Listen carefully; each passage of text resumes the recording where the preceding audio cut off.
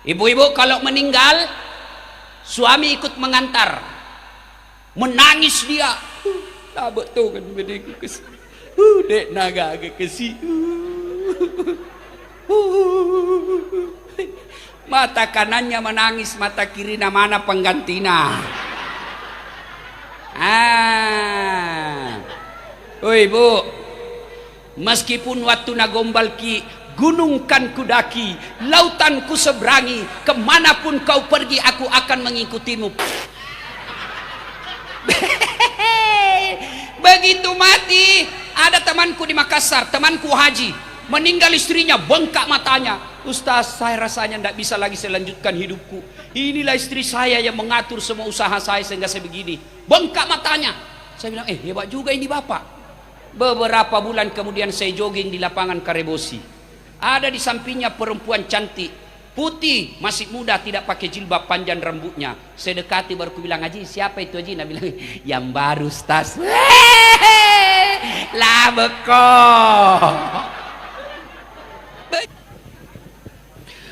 Assalamualaikum warahmatullahi wabarakatuh.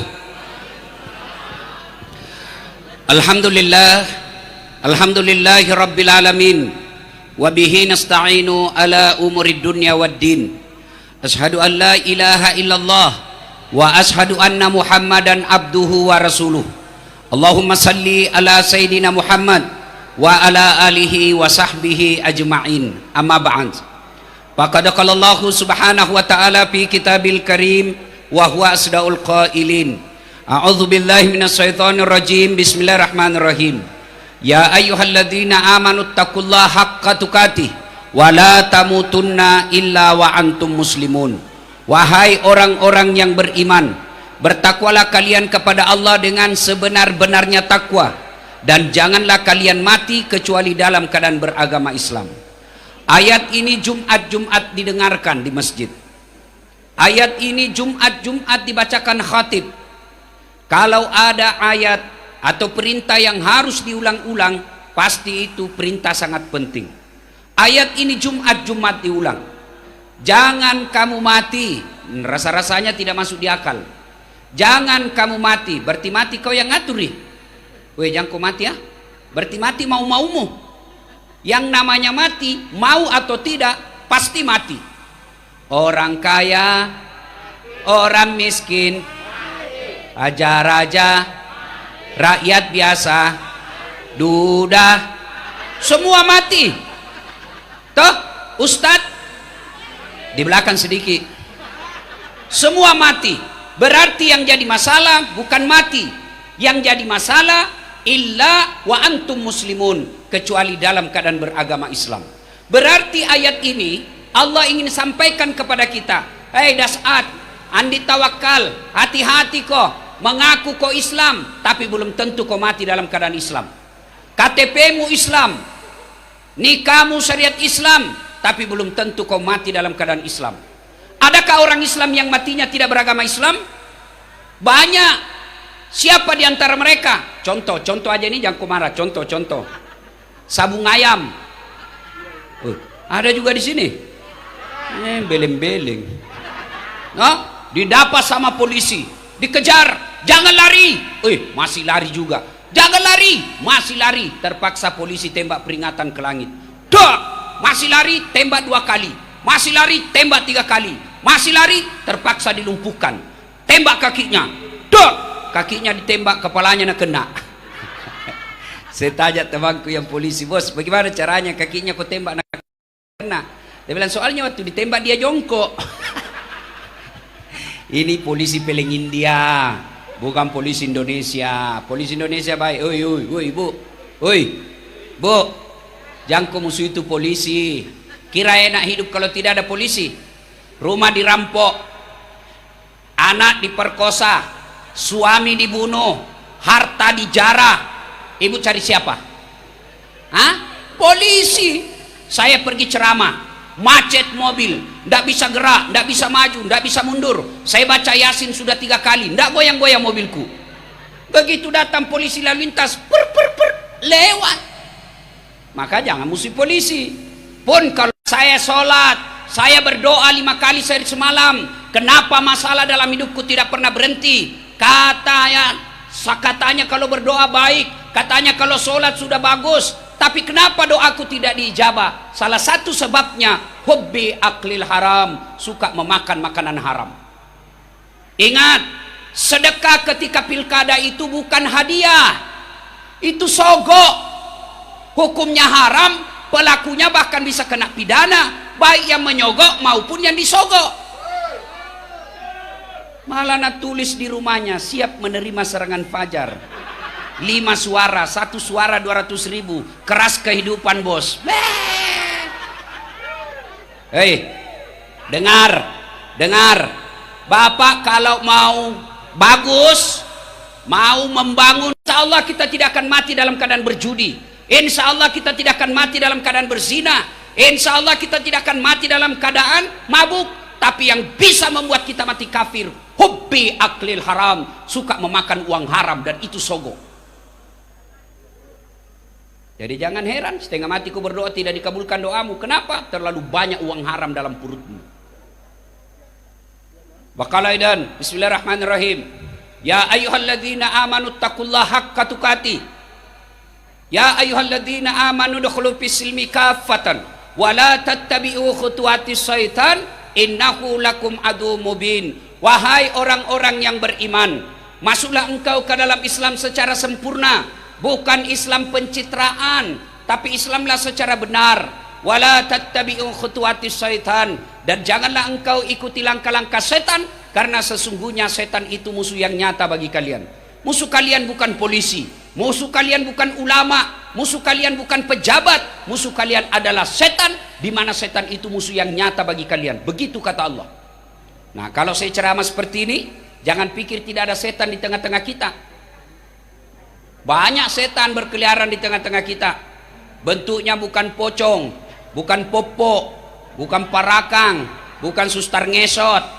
Tapi apa setan yang ada di tengah-tengah kita? Bentuknya handphone. Orang sudah ceramah masih ton sibuk-sibuk. Mau sekali dilihat gelangnya. HP, ibu-ibu yang pegang HP-nya, saya doakan suaminya kawin lagi. Simpan dulu HP, simpan dulu.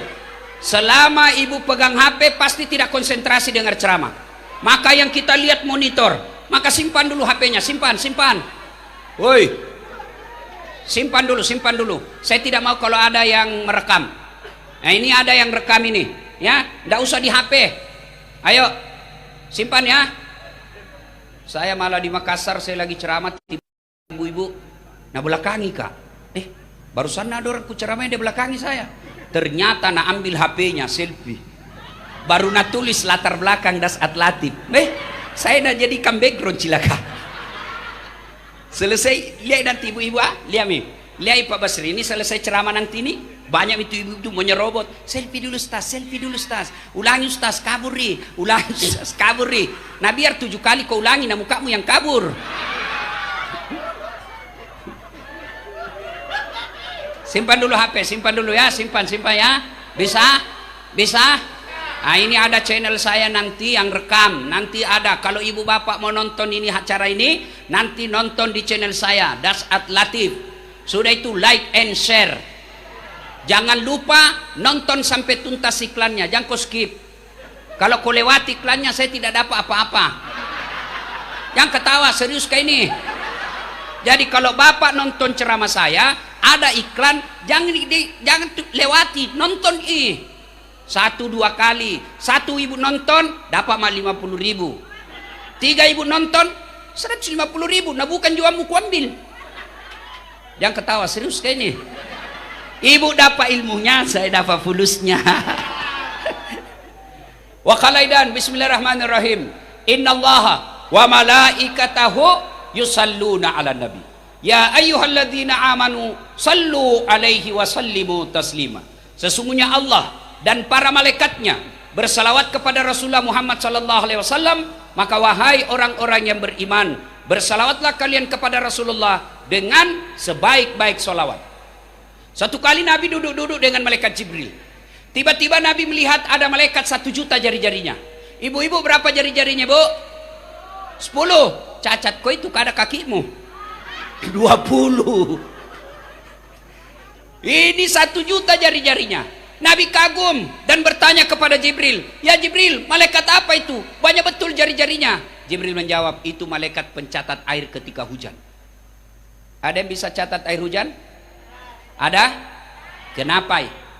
Kenapa? Hah? Biar banyak, kalau jatuh satu dia bisa mencatat betapa banyak pahala yang Allah turunkan di tempat itu.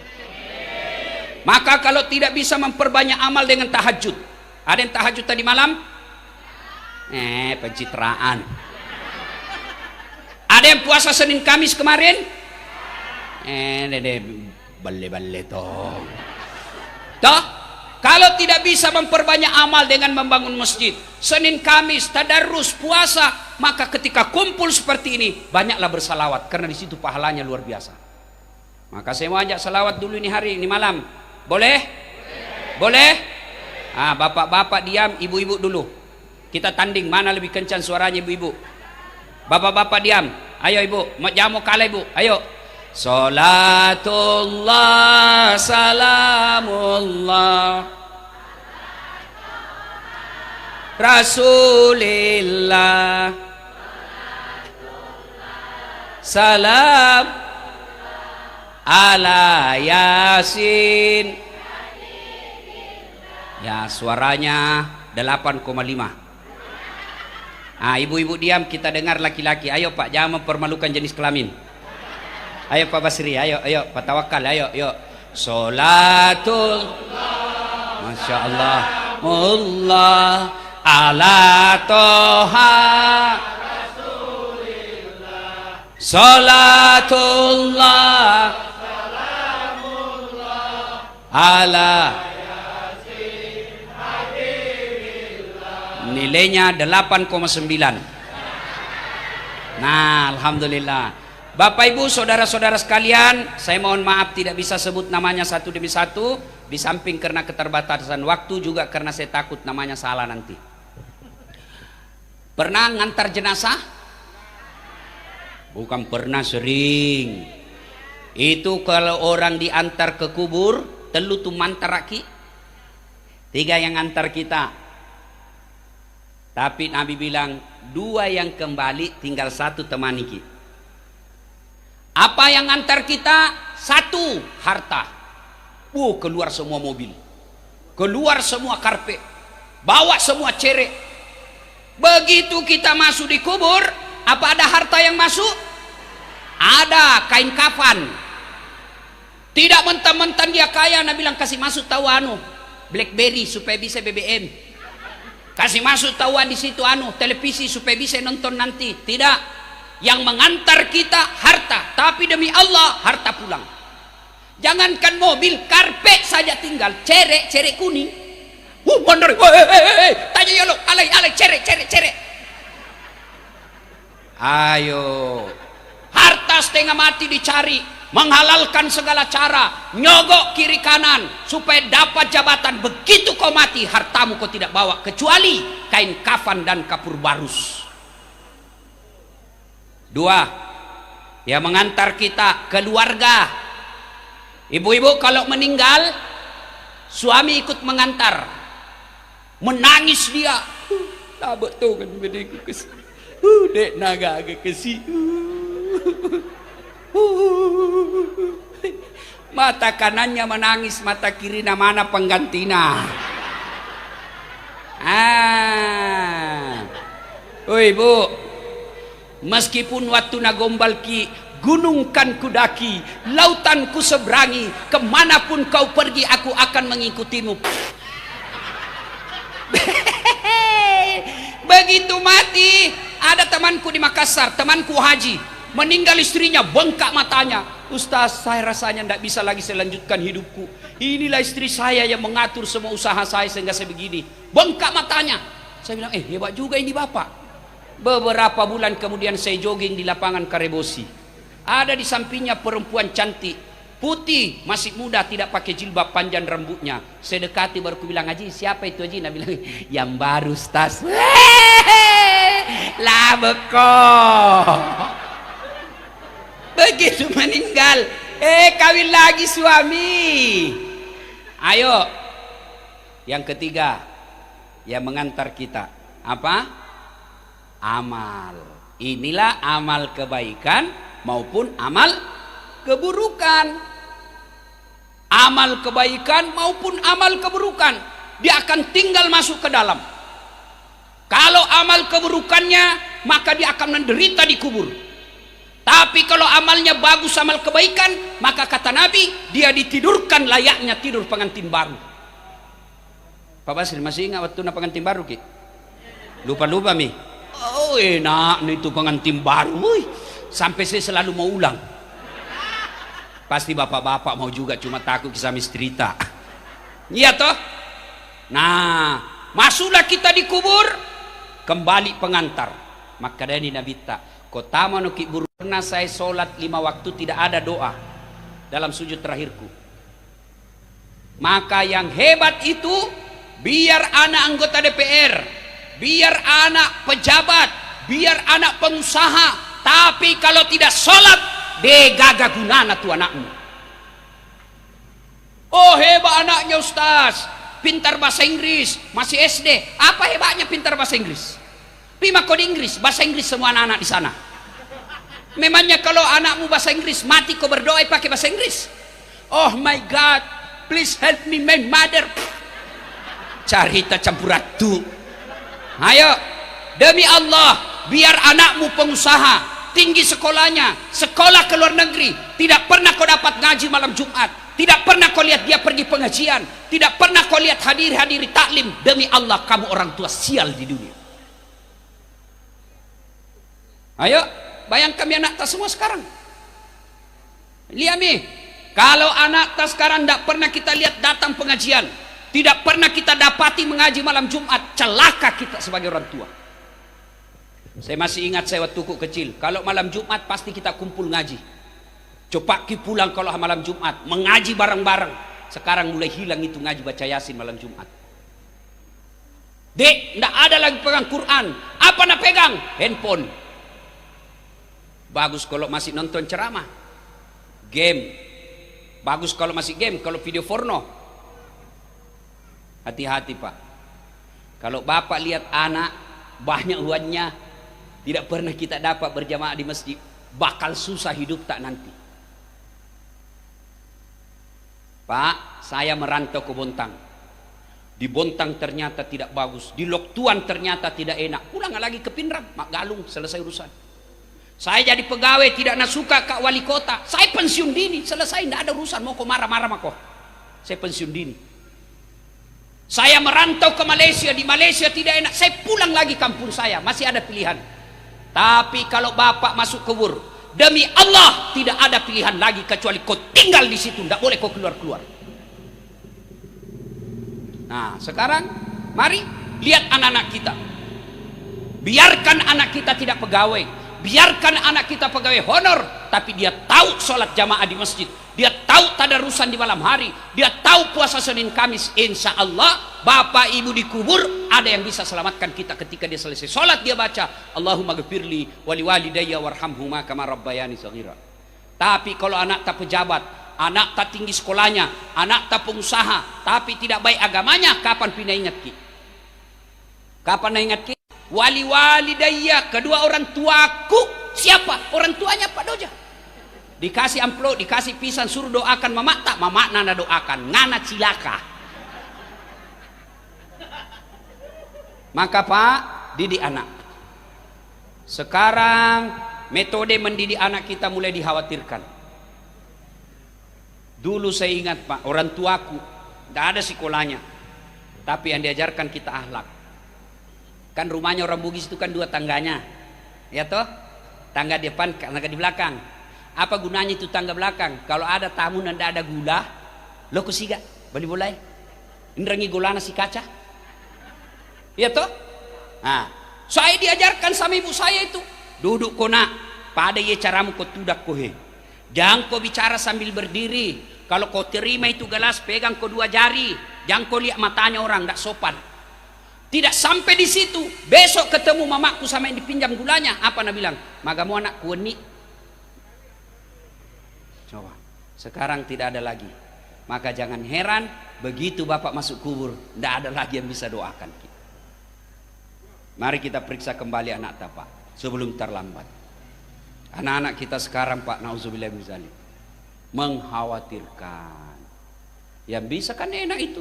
Pas pensiun maki 4 anaknya, Dek, bulan depan saya ambil ibu ya, sama istri saya mau urus, kamu bulan depannya lagi. Enak kan? Tapi ini anak kita sudah berkeluarga, sudah menikah, tidak pernah kita lihat ada sumbangan untuk orang tuanya. Kan enak sudah menikah, Nah bilang, Dek, itu ada gaji kita dapat, sudah kasih saja ibu, kasihan.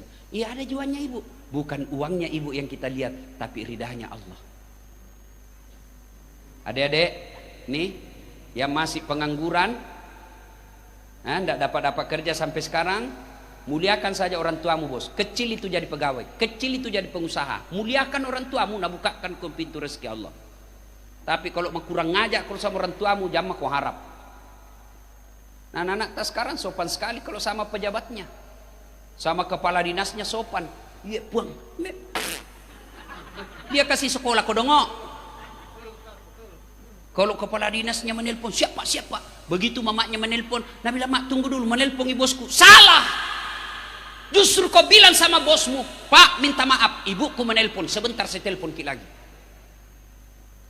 Ada kita mau beli, tanya orang tua tak, mak saya mau beli tanah, gimana menurut mama? Bukan ilmunya yang kita harapkan, tapi apanya yang diharapkan, ridanya. Akhirnya ibu tak berkata, kasihan anakku, sarjana tapi masih minta saranku, maka dia akan bahagia. Tapi kalau kita beli sesuatu tidak pernah tanya ibu, maka dia akan kecil hati, tidak hargai, mak padahal saya kasih sekolah itu. Ketika hal itu terjadi, maka sia-sialah kita. Satu yang bisa menyelamatkan kita, anak. 2, apalagi harta, sedekah. Coba sedekah, ibu, bu, kalau meninggal siapa ambil rumah tak? Emas, cincin, kalung, siapa ambil? Istri kedua. Lah bekok. Iya, maka menangislah suaminya waktu meninggal istrinya. Lah betul kan di beneku nambil cincin kawinnya. Ini cincin kawinku dulu. Nah buka kalungnya Nabi, ini ku belikan dulu waktu ulang tahun pernikahanku. Nah buka gelannya Nabi bilang, ini waktu nampak tahun menikah. Sudah itu 4 bulan kemudian, mak benesi itu cincinnya nak kasih pengganti istri barunya. Nabi bilang, ini cincinku dulu sama istriku, bah ambil mini sayang. Maka ibu-ibu, Pak, sedekah. Ada beberapa golongan orang menyesal ketika sudah masuk di kubur. Apa itu? Satu di antaranya mereka yang enggan bersedekah. Ketika coba buka Quran, ketika kita sudah masuk di kubur, kita bangkit, bangun kita berhadapan dengan malaikat. Wahai malaikat, apa ini? Malaikat berkata, mati makoh. Ya Allah, kembalikan saya ke dunia. Paling suka lekolinoy ya Allah. Untuk apa? Solat bukan, puasa tidak, haji bukan. Untuk apa? Dia akan berkata, ya Allah, kembalikan saya ke dunia. Untuk apa? Saya mau sedekahkan hartaku yang ada setinggal ini. Itu kalimat orang yang sudah mati. Nah kita belum sedekah. Ayo, ada orang bangkrut di Bontang gara-gara sedekah? Ada? Tidak ada. Ini kelebihannya Pak Adi Dharma, kuat sedekah. Ya, sedekah. Kalau pejabat waktu beliau wali kota, sedekahnya bukan duit tapi membangun kota Bontang. Bapak-bapak sedekah dengan ilmu, ustadz sedekah dengan ilmunya. Bapak-bapak hartawan sedekah dengan hartanya.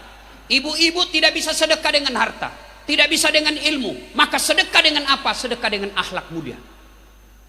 Yang kau kasar bicara, tetangga tidak bisa dikasih duit, maka jangan ganggu dia. Banyak di antara kita sudah tetangga tidak dikasih sedekah, tidak pernah dikasih sedekah, kita ganggu terus, maka itu akan ibu merati merugi. Sedekahlah. Nah, ibu-ibu, ada masjid dekat rumah, kita lihat, oh, tidak ada sandalnya, dari toilet ke tempat pintu, beli sandal. Nah, curi orang Ustaz, alhamdulillah, berarti ada lagi ladang amal baru, beli lagi. Tidak bisa sandal soalnya Ustaz, kiri kau jalan kote. Malam Jumat, orang di sana mengaji di masjid, kirimkan sedekah, dan sedekah itu tolak bala. Sedekah. Kalau orang sudah masuk di kubur, yang bisa menolong kita hanyalah sedekah kita. Sedekatun jariyah. Yang ketiga, yang bisa menolong kita apa? Ilmu yang bermanfaat dan pembangunan. Maka kalau dapat ceramah-ceramahnya Ustaz Das'ad, share, sebarkan. Bayangkan kalau Bapak sebarkan di grup, ada 30 orang di grup, ada yang tahu dan diamalkan, maka saya dapat pahala, ibu dapat pahala, yang sebarkan juga dapat pahala, tanpa mengurangi pahala masing-masing. Sedekahlah dengan ilmu. Kemudian pembangunan. Bangunan ini ada tanah,